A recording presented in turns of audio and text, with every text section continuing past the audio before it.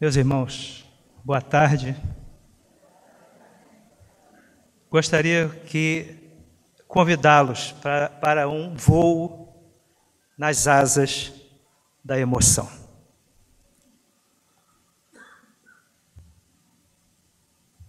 Pedi e obtereis, ele está previsto, está visto, está estudado no Evangelho segundo o Espiritismo, e com os seus capítulos e itens identificados por eficácia da prece, ação da prece, transmissão do pensamento, preces inteligíveis, da prece pelos mortos, pelos espíritos sofredores, e nas instruções dos espíritos com a maneira de orar, felicidade que a fé proporciona. O valor da oração é a nossa comunicação com o Pai, com Deus, com o Criador, com a fonte de tudo. Aquele que passa pelo universo, que penetra as distâncias maiores, pela sua vontade e cria pelo seu desejo de criar, pelo seu amor à criação. E nós, através da oração, conversamos com Deus. Durante a Batalha da Inglaterra, na Segunda Grande Guerra Mundial, em 16 de março de 1941, houve um bombardeio da Luftwaffe à cidade de Bristol, vista aqui numa figura de 2004. Mas à noite, os bombardeios, a cidade toda às escuras, para esconder a cidade dos aviões sobrevoando, aconteceu um grande bombardeio, acabando com a cidade de Bristol. Várias cidades britânicas. Mas interessante esse fato, porque no livro Os Mensageiros, de André Luiz, por Chico Xavier, Aniceto e André Luiz, houve um relato que foi feito num castelo da espiritualidade, um castelo de altura espiritual, de progresso espiritual, onde os grupos de ajuda estavam descendo à terra para ajudar, para promover o apoio aos irmãos vitimados pelas guerras, principalmente na Europa. E esse senhor do castelo, espírito bom, relata a André Luiz e a Aniceto que acabara de estar na terra, exatamente nos céus de Bristol, quando os aviões da Luftwaffe percorriam os céus, lançando suas bombas mortíferas sobre a cidade. Os espíritos direcionaram os seus olhares a uma fonte de luz que havia no solo da terra, no solo de Bristol. E o coordenador daquela tarefa chama a que o grupo se desloque até a fonte dessa luz, uma fonte que faiscava nos céus, contrastando com as explosões que aconteciam a todo momento. E eles, de repente, se veem à frente de uma igreja, onde um grupo de fiéis elevavam seus cantos e suas orações aos céus, à semelhança do que acontecia no cristianismo nascente, quando os cristãos primeiros enfrentavam a luta, a morte, a agressão e oravam. E o coordenador da expedição: façamos silêncio, fiquemos de pé. Aí estão novamente os cristãos primeiros, aqueles que, como no passado, oravam no momento da dificuldade. Buscavam nos céus o apoio, seus sentimentos elevavam-se às alturas. Mateus nos diz das qualidades da prece: quando orardes, não vos assemelheis aos hipócritas, que afetadamente oram de pé nas sinagogas. Ore em secreto. Não é pela multiplicidade das palavras que vai ser medida a sua oração, porque Deus sabe da tua necessidade.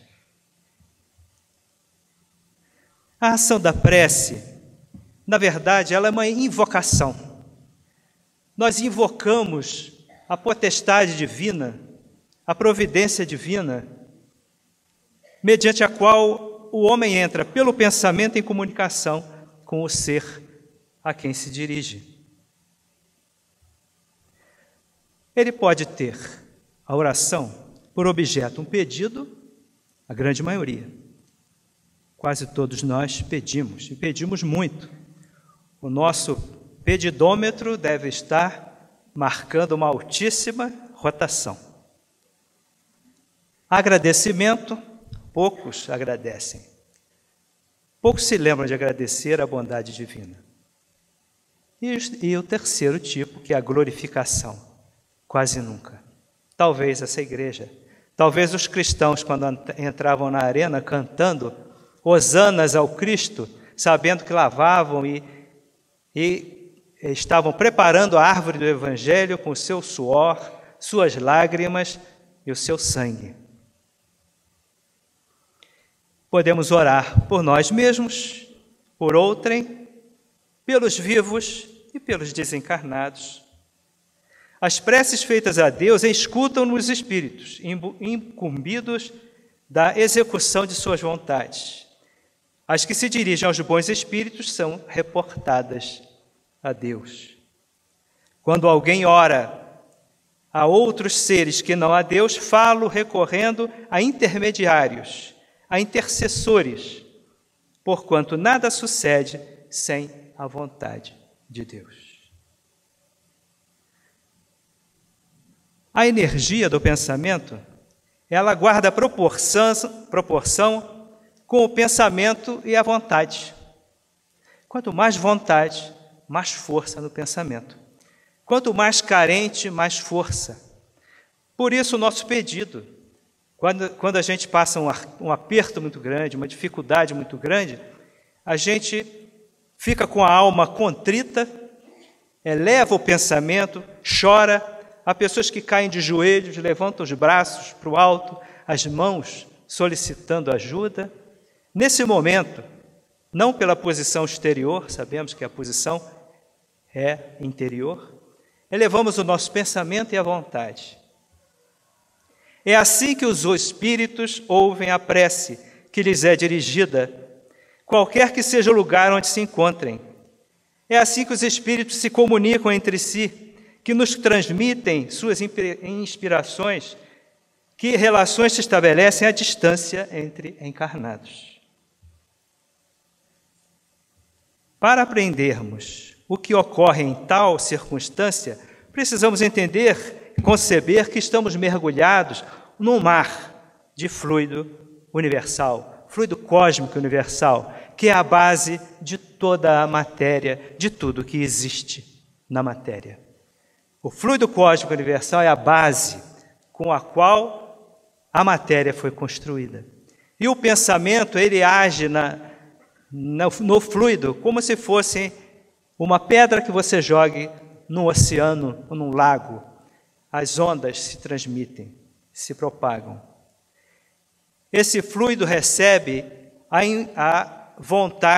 da vontade uma impulsão. Ele é o veículo do pensamento como o ar é do som, com a diferença de que as vibrações do ar são circunscritas ao passo que as do fluido universal, elas se estendem ao infinito. O fluido cósmico universal, ele se estende ao infinito. Não somente à Terra e aos planos circunvizinhos à Terra. Dirigido, pois, o pensamento para um ser qualquer, na Terra ou no espaço, de encarnado para desencarnado ou vice-versa, uma corrente fluídica se estabelece entre um e outro, transmitindo um ao outro o pensamento como o ar transmite o som. Há o pedido, há a resposta divina que não se faz esperar. Muitas vezes a gente quer ouvir uma coisa, a nossa resposta, Eu falo, meu Deus, estou passando tanto aperto. Qual vai ser o número da cena? Eu não sei se alguém já escutou essa resposta. Meu filho, a dezena é tal. Os 4 números, os 6 números, os 10 números. Né? Não é assim. Marcos, um dos evangelistas, nos diz o seguinte: quando vos aprestardes para orar, se tiverdes qualquer coisa contra alguém, perdoai-lhe, a fim de que vosso Pai, que está nos céus, também vos perdoe. É simples assim. É simples assim. Se não perdoardes, vosso Pai, que está nos céus, também não vai perdoar, não perdoará os teus pecados. Um fato interessante relatado por Lucas, quando Jesus disse uma parábola, que nós estamos vendo as parábolas aqui com a Júlia Nezu, diz o seguinte: também disse essa parábola a alguns que punham a sua confiança em si mesmos, como sendo justos, e desprezavam os outros. 2 homens subiram ao templo para orar. Um era fariseu e o outro publicano. O fariseu, conservando-se de pé, orava assim consigo mesmo e dizia: meu Deus, rendo-vos graça por não ser como os outros homens, que são ladrões, injustos e adúlteros, nem mesmo como esse publicano. Jejuo 2 vezes na semana, dou o dízimo de tudo que possuo. O publicano, ao contrário, o publicano era o cobrador de impostos, né? E o fariseu era o religioso, que tinha obrigação de ser um religioso de escola. O publicano disse, ao contrário, conservando-se afastado, não ousava sequer erguer os olhos ao céu, mas batia no peito, dizendo: meu Deus, tende piedade de mim, que sou um pecador. O que Jesus disse? Declaro-vos que este, o publicano, voltou para sua casa justificado, e o outro não, porquanto aquele que se eleva será rebaixado, e aquele que se humilha será elevado. Na pergunta 562 do Livro dos Espíritos, Kardec perguntou o seguinte: de que natureza são as ocupações dos espíritos? O que os espíritos fazem? Tem muita gente que está doida para desencarnar, né? A pessoa arranja um emprego, primeira informação que ele quer saber: o dia do pagamento, quais são os dias de feriado, quando vão ser as férias e quando ele vai aposentar, né? Ninguém pergunta assim: o que eu tenho para fazer? Né? O que a empresa está contando comigo para ser feito? O que eu preciso dar de mim para que a empresa continue viva e me pagando salário e me possibilitando? De que natureza, então, são as ocupações dos espíritos? Porque os espíritos têm ocupações. Receber diretamente as ordens de Deus, transmiti-las ao universo e velar por que sejam cumpridas. Então, quem acha que vai desencarnar e vai aposentar, ponha suas barbinhas de molho, que não vai, não. Nós vamos trabalhar em muita coisa. Espírito superior trabalha muito. Se a gente quer ser espírito superior, nós estamos fazendo um curso para melhorar, não o espírito superior, mas aos pouquinhos nós vamos dando as nossas voltinhas e vamos subindo, né, aos poucos. Mas há universo para ser trabalhado, há universo. Os diversos mundos, as diversas moradas do mundo espiritual e do mundo material são as nossas moradas, onde nós vamos trabalhar, onde estão precisando de trabalhadores. Quem limpe fossas, quem lave banheiros, quem esfregue escadas, estão precisando em todos os lugares de trabalhadores assim, porque há trabalhadores de todos os níveis, e nós precisamos nos colocar sempre no trabalho mais simples, porque se você se coloca no mais simples, venha, meu irmão, venha mais à frente, venha mais para frente. As missões dos espíritos têm sempre por objeto o bem. Os espíritos superiores, o objeto é sempre o bem. Eles auxiliam o progresso e velam pela execução de determinadas coisas. Essa é a função dos espíritos bons. E alguns têm funções mais restritas, como assistir enfermos, os agonizantes, os aflitos, velar por aqueles de quem se constituíram guias e protetores, dirigi-los, dando-lhes conselhos ou inspirando-lhes bons pensamentos. Pode dizer-se, então, que há tantos gêneros de missões quantas as espécies de interesses a resguardar, assim no mundo físico quanto no mundo moral. Na pergunta 573, então, Kardec pergunta quanto aos espíritos encarnados, nós, enquanto estamos aqui, vestidos com a carne. Em que consiste a missão dos espíritos encarnados? Então, ele nos diz basicamente isso aqui, em instruir os homens, em lhes auxiliar o progresso, em lhes melhorar as instituições por meios diretos e materiais. Então, vejam a nossa tarefa. Estamos fazendo isso? Hoje foi perguntado tanta coisa aqui, né? A gente vai botando a carapuça, 1, 2, 3, 4, 5, né? Estamos fazendo isso, estamos instruindo, porque a doutrina espírita é basicamente uma obra de educação. O centro espírita é uma escola, a escola de almas que ajuda, que ensina a viver, transformando o homem do homem material, grosseiro, para o homem espiritualis. Cada um tem neste mundo a sua missão, porque todos podem ter alguma utilidade. A pessoa pensa, eu não sirvo para nada, eu não sei. Eu preciso perguntar ao Divaldo Franco ou algum médium assim mais próximo dos espíritos superiores, qual é a minha missão, o que eu tenho para fazer? Todos nós temos alguma coisa para fazer. Há missões individuais e missões coletivas. As coletivas podem ser da sua própria família, na sua empresa, na sua vizinhança, no seu município, no seu estado, no seu país e na terra. Há almas com missões planetárias. Chico Xavier, Gandhi, Madre Teresa de Calcutá, Martin Luther King e tantos outros companheiros que executaram uma tarefa gigantesca, ombros largos, imensos, para suportar tanto peso a ser carregado. Numa página do livro Fonte Viva, em que nós destacamos apenas alguns trechos, por isso elas estão diferentes na letra, ele nos diz o seguinte: porque certa feita, Jesus foi à sinagoga e para o testarem, coitado, Jesus foi testado o tempo todo, né? Ele não podia andar, vem cá, o que você acha disso aqui? Vem cá, diz aqui, essa mulher, esse homem, esse cego. Então ele entrou na sinagoga e tinha um homem com a mão mirrada, uma mão atrofiada. Entre o assunto que foi debatido lá entre eles, Jesus determina que ele estenda a mão mirrada, cura-a e devolve-lhe a oportunidade de serviço. Isso é, o Cristo restituía ao homem a capacidade de trabalhar e reconduzi-lo às lides do bem. É basicamente a mensagem. E Emmanuel, esse espírito luminar, nos diz o seguinte, através da pena espetacular, maravilhosa de Chico Xavier: aprende a receber-lhe a assistência, porque o divino amor te restaurará as energias, mas não te proporcionará qualquer fuga às realizações do teu próprio esforço.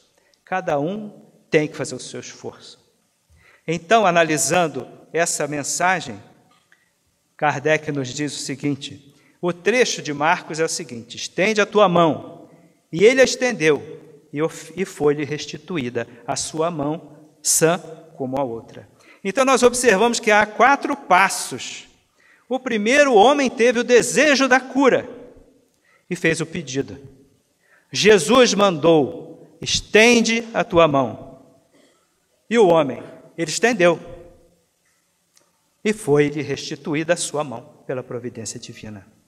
Então tem que haver o desejo e tem que haver o passo seguinte para seguir as orientações recebidas.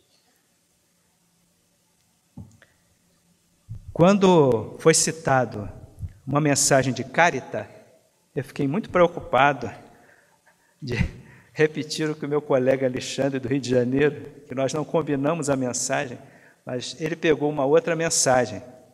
Caritas é uma mulher que foi martirizada em Roma e deu a mensagem em 1861, 4 anos antes da que o Alexandre citou. O que faz os cristãos primitivos é mal empregada essa palavra, primeiros, trabalham no bem, se esforçam, trabalham ainda ajudando na construção da obra do cristianismo, seguindo Jesus a todo canto. Então, Caritas nos traz uma mensagem belíssima que está no Evangelho. Ela diz: chama-me caridade. Siga o caminho principal que conduz a Deus. Acompanhai-me, porque conheço a meta que deveis todos visar. Dei esta manhã o meu giro habitual, e com o coração amargurado venho dizer-vos: ó, meus amigos, que de mistérios, que de lágrimas, quanto tendes de fazer para secá-las todas? Em vão procurei consolar algumas pobres mães, dizendo-lhes ao ouvido: coragem, há corações bons que velam por vós. Não sereis abandonadas, paciência. Deus lá está, sois dele amadas, sois suas eleitas. Elas pareciam vir-me e volviam para o meu lado os olhos arregalados de espanto, e lhes lia no semblante que seus corpos, tiranos do espírito, tinham fome, e que, se é certo que minhas palavras lhes serenavam um pouco os corações, não lhes reconfortavam os estômagos. Repetia-lhes: coragem, coragem. Então uma pobre mãe, ainda muito moça, que amamentava uma criancinha, tomou-a nos braços e estendeu no espaço vazio, como a pedir-me que a protegesse aquele entezinho que se encontrava num seio estéril, insuficiente alimentação.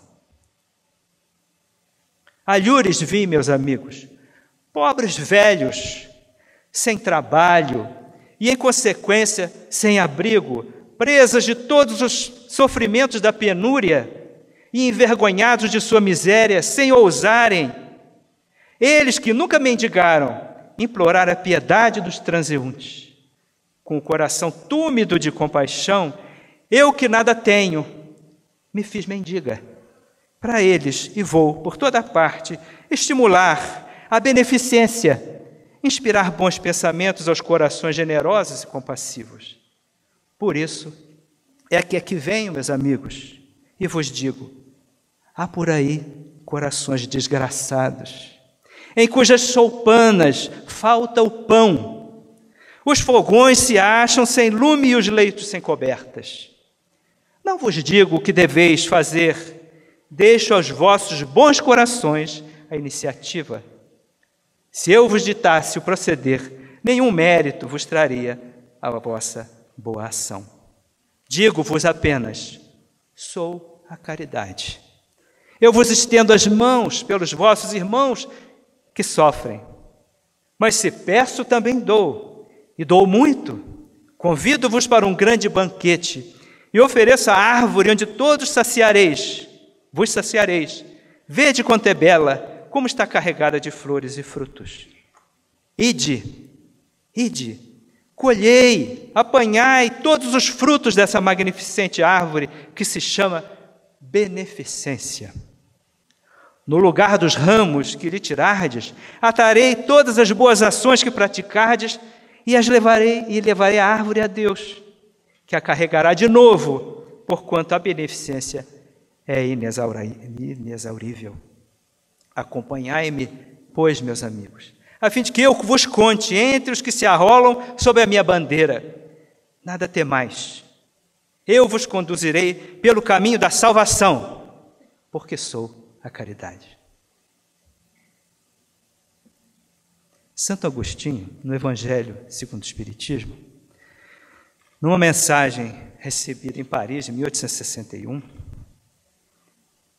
ele nos permite o voo a que vocês foram convidados, porque nós todos estamos convidados. Nos diz assim: vinde, todos vós que desejais crer. Acorrem os espíritos celestes e vêm anunciar-vos grandes coisas. Deus, meus filhos, abre os seus tesouros para vos distribuir os seus benefícios. Homens incrédulos, se soubesses como a fé beneficia o coração e leva a alma ao arrependimento e à prece. A prece, como são tocantes as palavras que se desprendem dos lábios na hora da prece, porque a prece é o orvalho divino que suaviza o excessivo calor das paixões. Filha predileta da fé, leva-nos ao caminho que conduz a Deus. No recolhimento e na solidão, encontrai-vos com Deus. E para vós o mistério se desfaz, porque Ele se revela. Apóstolos do pensamento, a verdadeira vida se abre para vós. Vossa alma se liberta da matéria e se lança pelos mundos infinitos e etéreos que a pobre humanidade desconhece. Marchai. Marchai pelos caminhos da prece e ouvireis a voz dos anjos. Que harmonia! Não são mais os ruídos confusos e as vozes gritantes da terra. São as liras dos arcanjos, as vozes doces e meigas dos serafins, mais leves que as brisas da manhã, quando brincam nas ramagens dos vossos arvoredos. Com que alegria, então, marchais? Vossa linguagem terrena não poderá exprimir jamais essas venturas que vos impregna por todos os poros, tão vivas e refrescantes é a fonte em que bebemos através da prece.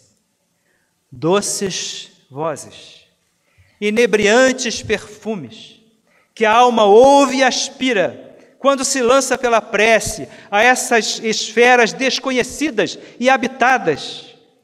São divinas todas as aspirações quando livres dos desejos carnais.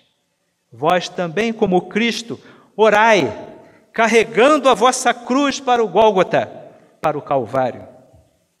Levai-a e sentireis as doces emoções que lhe perpassam, que lhe passavam pela alma, embora a carregasse o madeiro infame.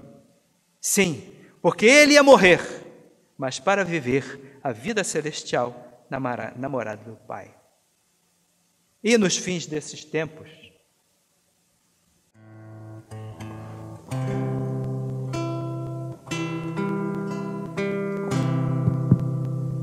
vem Jesus divino amigo,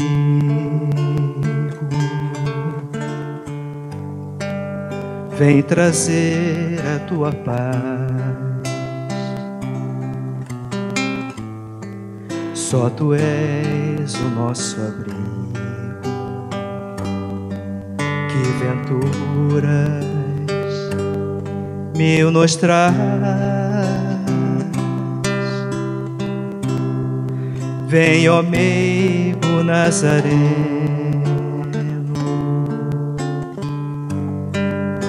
vem este mundo consolar. Quiserem cantar? Vem com teu olhar sereno, toda a terra iluminar. Afastar do mundo a guerra, o chacal devorador, que destrói tudo na terra, espalhando luto e dor. A gemidos de aflição, já não há mais primaveras, criancinhas pedem pão, homens lutam como feras. Vem, Senhor, vem reflorir os caminhos. Vem, Senhor, vem perfumar corações. exterminar a dor e fazer calar os canhões. Vem, Senhor, com teu amor tão profundo, iluminar consciências e fazer feliz o mundo.